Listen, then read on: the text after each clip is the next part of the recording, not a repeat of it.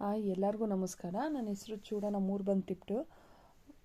ಹೊಸ್ದಾಗಿ ನನ್ನ YouTube channel ನೋಡ್ತಾ ಇದ್ದೀರಾ, ಸಬ್ಸ್ಕ್ರೈಬ್ ಮಾಡ್ಕೊಳ್ಳಿ. ಇಷ್ಟ ಆದರೆ ಲೈಕ್ ಮಾಡಿ, ಕಾಮೆಂಟ್ ಮಾಡಿ. ನಾನು ಲಾಸ್ಟ್ ವಿಡಿಯೋದಲ್ಲಿ ಇದು ವಿಷ್ಣು ಸಹಸ್ರನಾಮ ಮಾಡಿದೆ, ಅದು ಕಂಪ್ಲೀಟ್ ಆಯಿತು.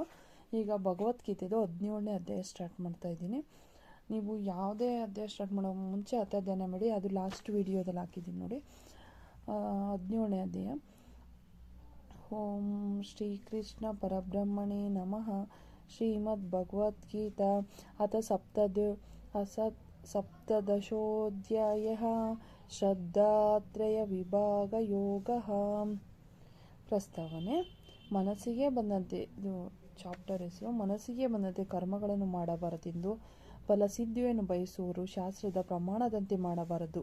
ಯಾವುದು ಮಾಡಬೇಕಾದ್ದು ಯಾವುದು ಎಂಬುದನ್ನು ಇಂದಿನ ಅಧ್ಯಾಯದ ಕೊನೆಯ ಶ್ಲೋಕದಲ್ಲಿ ಭಗವಂತನು ಉಪದೇಶಿಸಿದ್ದನ್ನು ಕೇಳಿ ಅರ್ಜುನನಿಗೆ ಶಂಕೆ ಉಂಟಾಗಿ, ಶಾಸ್ತ್ರವಿದನ್ನು ಉಲ್ಲಂಘಿಸಿ ಇಷ್ಟಾನುಸಾರ ಮಾಡಿದ ಕರ್ಮಗಳು ನಿಷ್ಫಲವಾದರೆ ಆಗಬಹುದು. ಲೋಕದಲ್ಲಿ ಎಲ್ಲರೂ ಶಾಸ್ತ್ರವಿಧಿಯನ್ನು ತಿಳಿದಿರುವುದಿಲ್ಲ, ತಿಳಿದುಕೊಳ್ಳುವುದಕ್ಕೆ ಅವಕಾಶವೂ ಇಲ್ಲ. ಅಂಥವರು ಕೇವಲ ಶ್ರದ್ಧಾಬುದ್ಧಿಯುಳ್ಳವರಾಗಿ ಪೂಜಾದಿ ಸತ್ಕಾರ್ಯಗಳನ್ನು ಮಾಡುತ್ತಾರೆ. ಅವರ ಪರಿಸ್ಥಿತಿ ಏನಾಗುತ್ತದೆ? ಈ ವಿಷಯವನ್ನು ತಿಳಿಯಬೇಕೆಂದು ಅರ್ಜುನನು ಭಗವಂತನನ್ನು ಪ್ರಶ್ನಿಸ್ತಾನೆ. ಈ ಅಧ್ಯಾಯಕ್ಕೆ ಸತ್ಕರ್ಮ ವಿವೇಕ ಯೋಗ, ಶ್ರದ್ಧಾ ತ್ರಿವಿಧ ಯೋಗ, ಶ್ರದ್ಧಾ ಗುಣ ವಿವೇಕ ಯೋಗ, ಗುಣಕರ್ಮ, ಶ್ರದ್ಧಾ ವಿವೇಕ ಯೋಗ, ಅನುಷ್ಠಾನ ಯೋಗ ಎಂಬ ಹೆಸರುಗಳು ಇವೆ.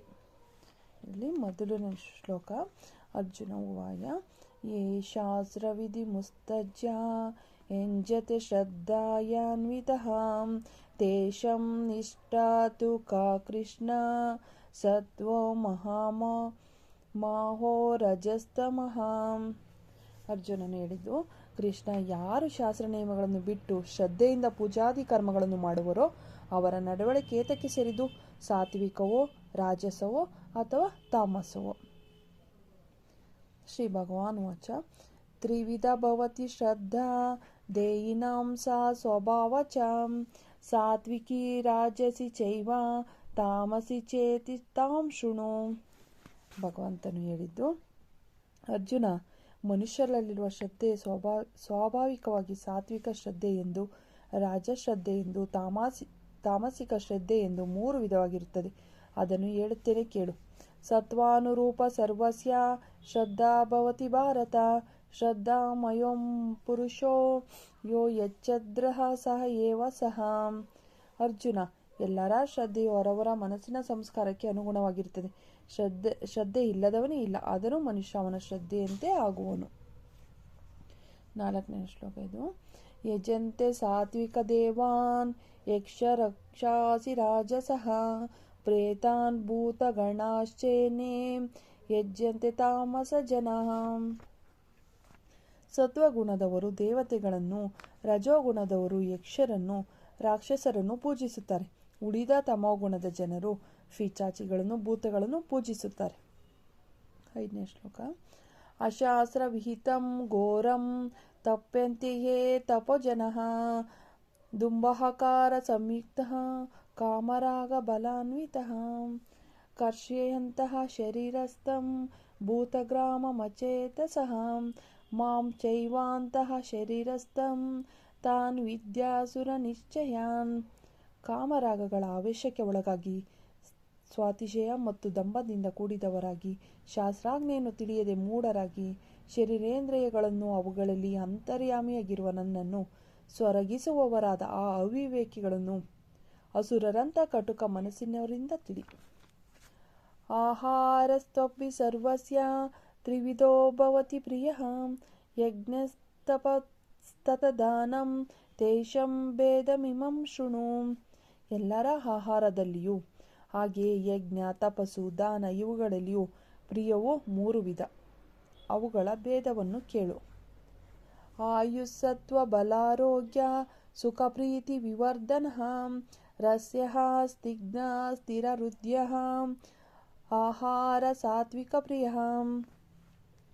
ಆಯಸ್ಸನ್ನು, ಉತ್ಸಾಹವನ್ನು, ಶಕ್ತಿಯನ್ನು, ಆರೋಗ್ಯವನ್ನು, ಸುಖವನ್ನು, ಪ್ರೀತಿಯನ್ನು ಹೆಚ್ಚಿಸುವುದಾಗಿ ರಸದಿಂದಲೂ ಜಿಡ್ಡಿನಿಂದಲೂ ಕೂಡಿ ಕೆಲವು ಕಾಲ ಶರೀರದಲ್ಲಿ ಉಳಿಯುವಂಥದ್ದಾಗಿರುವ ಮನೋಹರದ ಆಹಾರಗಳು ಸಾತ್ವಿಕರಿಗೆ ಬೇಕೆನಿಸುತ್ತವೆ.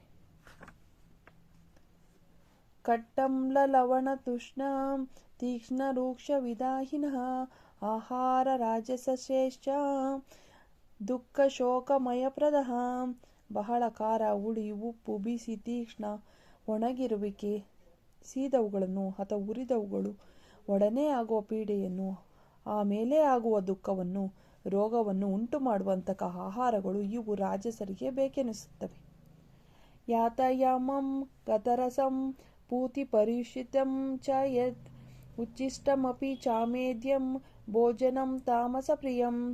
ಯಾವುದು ಅರ್ಧ ಬೆಂದಿರುವುದೋ ಅಥವಾ ಬೆಂದು ಒಂದು ಜಾವದ ಮೇಲಾಗಿರುವುದೋ, ಒಣಕಲಾಗಿರುವುದೋ, ದುರ್ಗಂಧದಿಂದ ಕೂಡಿರುವುದೋ, ಬೆಂದ ಮೇಲೆ ರಾತ್ರಿಯನ್ನು ಕಳೆದಿರುವುದೋ, ಉಂಡು ಮಿಕ್ಕಿರುವುದೋ, ದೇವರಿಗೆ ಒಪ್ಪಿಸುವುದಕ್ಕೆ ಯೋಗ್ಯವಿಲ್ಲದೋ ಅಂತಹ ಊಟವು ತಾಮಸರಿಗೆ ಬೇಕೆನಿಸುವುದು. ಅಪಲಂಕಾಕ್ಷಿ ಭೀರ್ಯಜ್ಞೋ ವಿಧಿ ದೃಷ್ಟೋಯ ಯುಜ್ಯತೆ ಯಷ್ಟವ್ಯಮೇವೇತಿ ಮನಃ ಸಾಮದಾಯ ಸಾತ್ವಿಕಃ.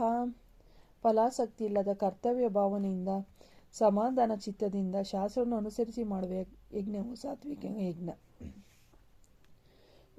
ಅಭಿಸಂಧಾಯತು ಪುಲಾಂ ದಂಭಾರ್ಥಮಪಿ ಚೈವ ಯತ್ ಯುಜ್ಯತೆ ಭರತಶ್ರೇಷ್ಠ ತಂ ಯಜ್ಞಂ ವಿಧಿರಾಜಸಂ. ಅರ್ಜುನ ಫಲವನ್ನು ಲಕ್ಷ್ಯದಲ್ಲಿಟ್ಟುಕೊಂಡು ಜನರ ತೋರಿಕೆಗಾಗಿ ಮಾಡುವ ಯಜ್ಞವು ರಾಜಸಯಜ್ಞವೆಂದು ತಿಳಿ. ಒಟ್ಟಿಲ್ಲಿ 12 ಶ್ಲೋಕಗಳು ಕಂಪ್ಲೀಟ್ ಆಗಿದೆ. ನೆಕ್ಸ್ಟ್ ವಿಡಿಯೋದಲ್ಲಿ ಉಳಿದಿರೋದನ್ನು ಕಂಪ್ಲೀಟ್ ಮಾಡ್ತೀನಿ. ಎಲ್ಲರಿಗೂ ಗಣರಾಜ್ಯೋತ್ಸವದ ಶುಭಾಶಯಗಳು. ಧನ್ಯವಾದಗಳು.